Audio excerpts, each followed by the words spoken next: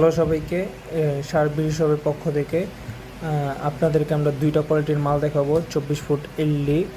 আর এটি এই যে একটা হলো এটা চায়না, আর এটাও চায়না। এই দুটোটার ভিতর পার্থক্য কি? একটা হলো রোল মোটার, একটা রোল পাতলা।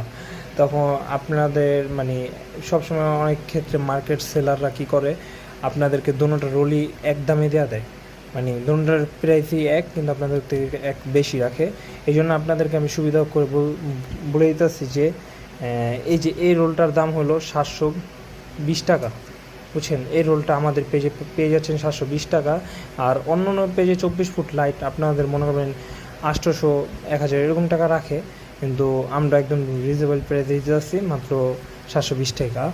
আর এটার দাম হলো 600 টাকা। এটা হলো 620 টাকা। এটা হলো পাতলা। এটা হলো পাতলার জন্য এটা হলো 620 টাকা, আর এটা হলো 720 টাকা।